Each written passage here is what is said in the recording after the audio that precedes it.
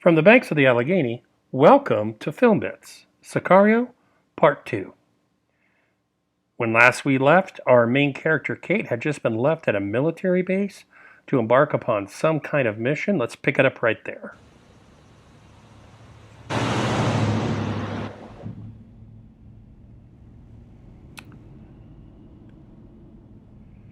There we see our guy Josh Brolin, kind of chill, styrofoam coffee, got a little Learjet going. Come on this way. My bird dog over there, Alejandro. Are you taking this? Yep. One of the best for you. And a shot of some guy near the back that she notices. Whatever's going on DOD flies around in is just not Yeah, you guys don't have one of these? not caring. He's chill, relaxing, getting all nice and comfy. Food on this flight. Yeah, some bitchin' peanuts in the back, but it's gonna self-serve deal. And then the person she saw, the wonderful Benicio del Toro. Oh yeah. Kate Macer. Have you been to Juarez before? No, we're going to El Paso, right? Yeah, okay. So she's thinking El Paso and he's saying Juarez. That's two different countries. What the hell is going on is going through Kate's mind. And who is this guy that we just got introduced to? Interesting, like bird's eye shot here. Shadow of the plane on the takeoff. Just that vast emptiness, that alone, that, man, if something goes wrong out here, you are stuck. That's what we get with these shots. Desolate, dry, hostile.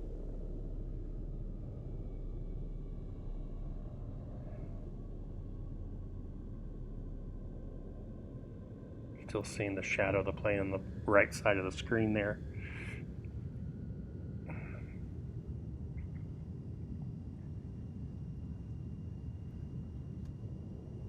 Peanuts.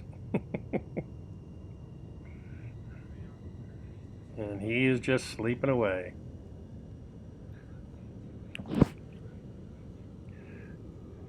And she's still wondering, El Paso?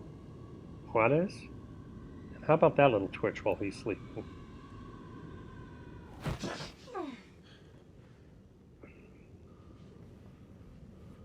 Are you okay?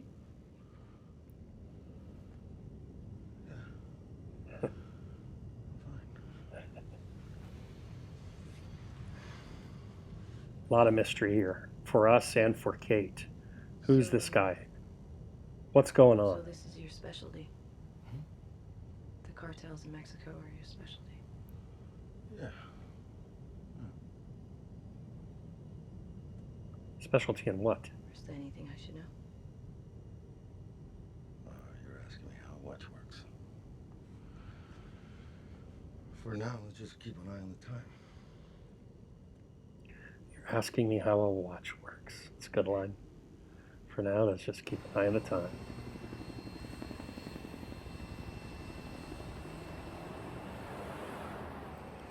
Like the pacing in here too with the editing. Moving, not super fast, not super slow. Good, but how you feel? Well, when I pee, it burns. Maybe it's gonorrhea. What color is it? Yellow with red specks. Oh, nice discussion. You know, just what kind of discussion is that? I mean, pause. I like this because the way we're being shot here, we're kind of in Emily's shoes, right? She's very quiet. She's wondering what's going on. So we're getting these bits and scraps of conversation just like she's getting these bits and scraps of conversation. So we're getting to know these characters in the film just like she is. She doesn't know any of these guys. So she's just listening. They're talking about discolored pee and whatever else they're talking about. But right now, she's just trying to figure out what the heck's going on. Pick it back up. Leave you alone, terrorists. Exactly. Figure a month or two over there, we'll get it all worked out. So who's going over there today? Marshals, DEA. I pulled a team for you, man. Oh man, I love it when you say team. Makes me all warm and fuzzy. Oh, they're a crack bunch, too. Just rotated back from Afghanistan. Wow. Was everybody linking up? AIC. Good, good, good.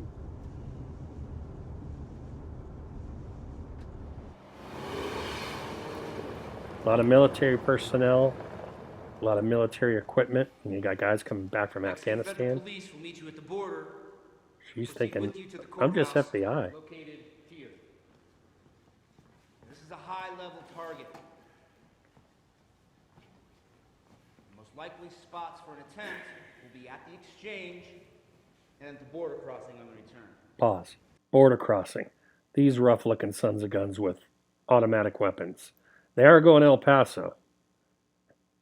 He was Benicio del Toro's character asked her about Juarez, and she realizes now this is going down in Juarez.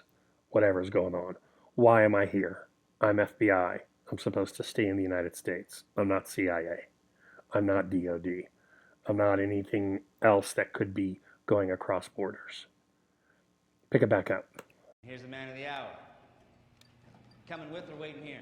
We'll take the tour with you. Loan us a couple pop guns. All right, this is turning into an all-star affair. Keith, you want another hand on the exchange? You sober? Will be by the time we get there. Got a bottle in the truck in case your hands get shaky. No, I could always count on you, Keith.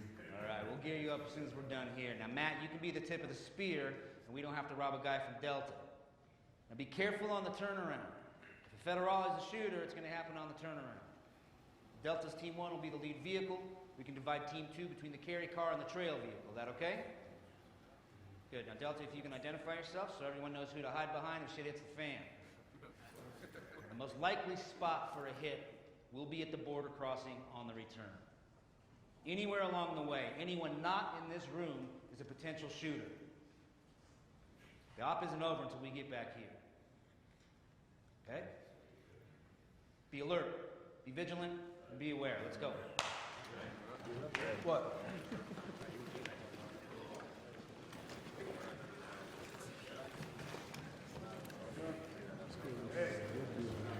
So, she is very much a fish out of water right now. These guys are hardened military or hardened combat.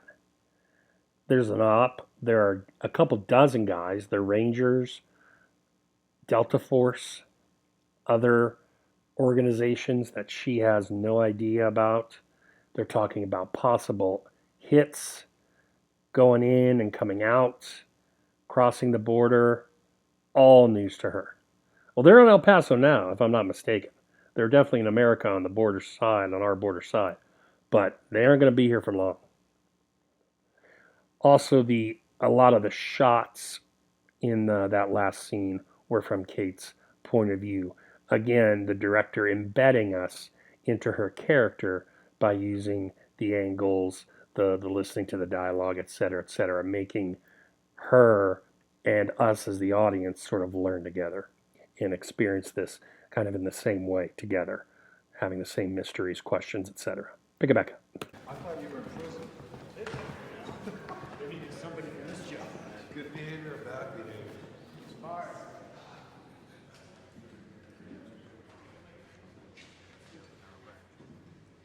Have you ever been over there? I worked in the waters. For the DEA? No, For who? from Mexico. I was a prosecutor. You're not American. No. Who do you work for now? Oh, I go where I'm sent. Where were you sent from? Cartagena. Colombia. Listen. Nothing will make sense to your American ears. And you will doubt everything that we do. But in the end, you will understand.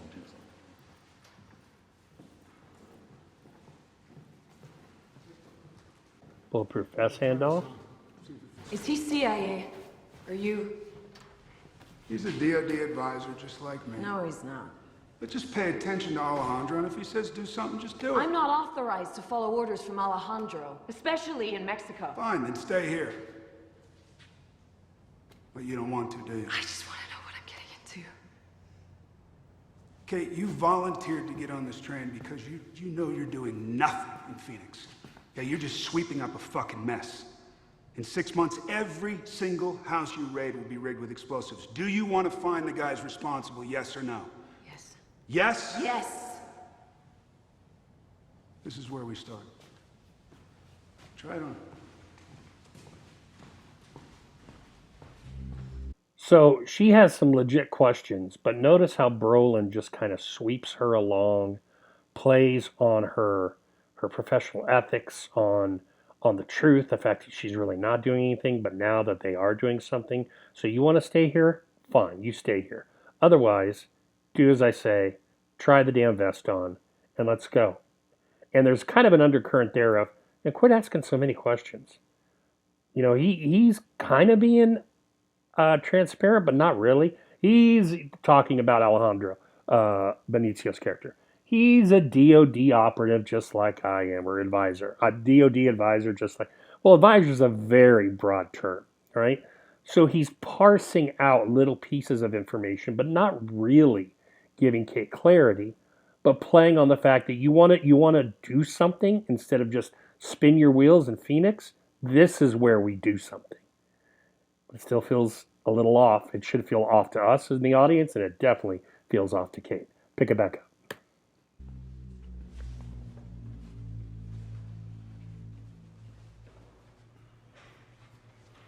The meticulousness here of Alejandro. Getting some non-diegetic sound. We haven't had a lot of sound in this film. A little bit of score coming in. Now we go back up to that aerial. We'll have quite a few aerial shots in this movie. See it again. Helicopter shot of the suburbs. This, of course, would be on the border in the United States. And then we kind of hit this no man's land. And there, of course, is the border wall, border fence, really. Not so much a wall. Noise gets more ominous. Music gets more ominous.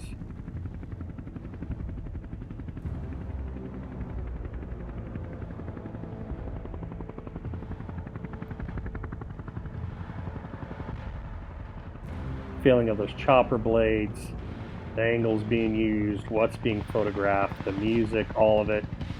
Come up on the rise here, looking over into Mexico, if I'm not mistaken.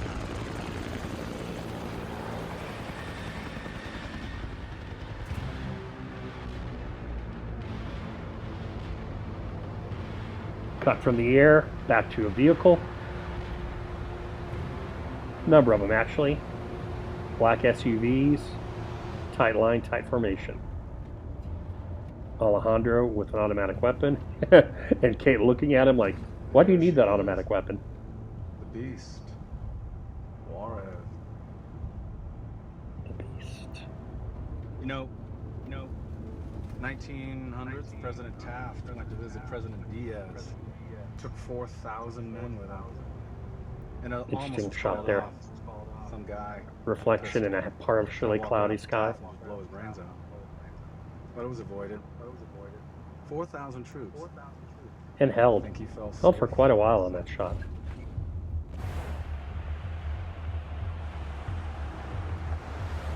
Cutting in and out of the dialogue within the black trucks, or within one black truck at least. We haven't gotten more. Back up into the air with the helicopter. This whole border, this is not actually done on the border. This was constructed by the director, I forget where, somewhere in Texas if I'm not mistaken, to simulate a border crossing, but they couldn't use the actual border crossing.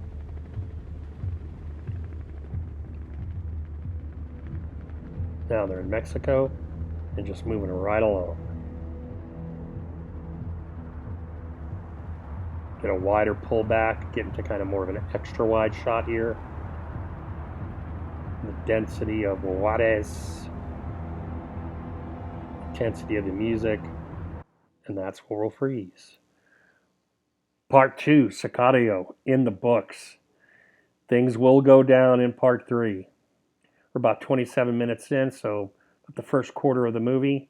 And in this next quarter of the movie, things are going to get fast and furious, pick up answers. Not all of them, but some things getting answered and things getting a little more scary, a little more tense.